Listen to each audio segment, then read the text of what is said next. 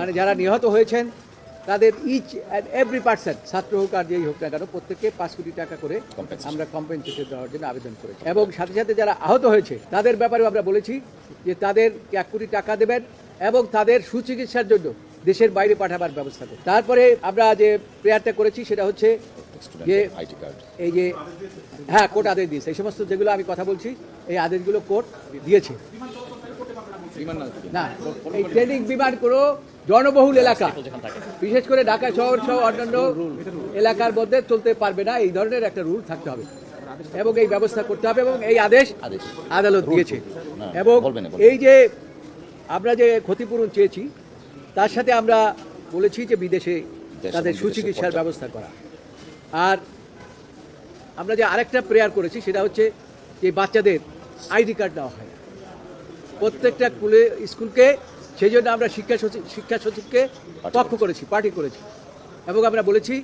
যে প্রত্যেকটা স্কুলে যখন শিশু ভর্তি হবে তার একটা আইডি কার্ড করতে হবে এবং এই তার রক্ত যে কোন গ্রুপের ব্লাড এইটা তাদের ইসের মধ্যে থাকতে হবে এবং এইটার সাথে সাথে যারা অভিভাবক আছেন তাদেরও এই অভিভাবকদের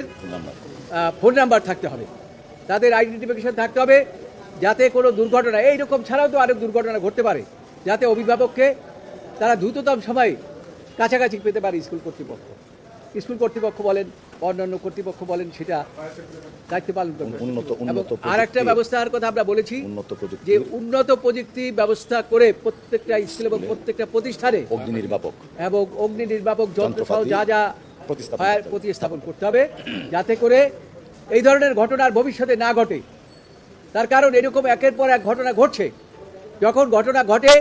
কয়েকদিন আলোচনার মধ্যে থাকে, এরপর এই আলোচনাটা আবার মিশে যায়। যেমন আপনারা দেখেছেন এর পূর্বে এই পর্যন্ত আমরা হিসাব করে দেখেছি প্রায় 30 জন পাইলট এরকম মারা গেছে, 30 বার বিমান দুর্ঘটনা হলো এই দেশে, তারপরেও কর্তৃপক্ষ নীরব ভূমিকা পালন করছে। এটা খুবই দুঃখজনক। এই ঘটনার আর পুনরাবৃত্তি না ঘটে সেই জন্য আমরা আদালতকে নিবেদন করেছি এবং আদালত আমাদের সেই সমস্ত নিবেদন গ্রহণ করেছে এবং রুল দিয়েছে। রুল দেওয়ার পরে এই আদেশগুলো, আপনাদেরকে যে আদেশের কথাগুলো বললাম, এই আদেশগুলো দিয়েছে এবং আমরা আশা করি যে এই বর্তমান সরকার খালি সংস্কার করেন আর সংবিধান পরিবর্তন করার চিন্তা করেন, এই সমস্ত না করে মানুষের এই দুর্ভোগ যাতে না হয় সেই জন্য যে সমস্ত ব্যবস্থা গ্রহণ করা দরকার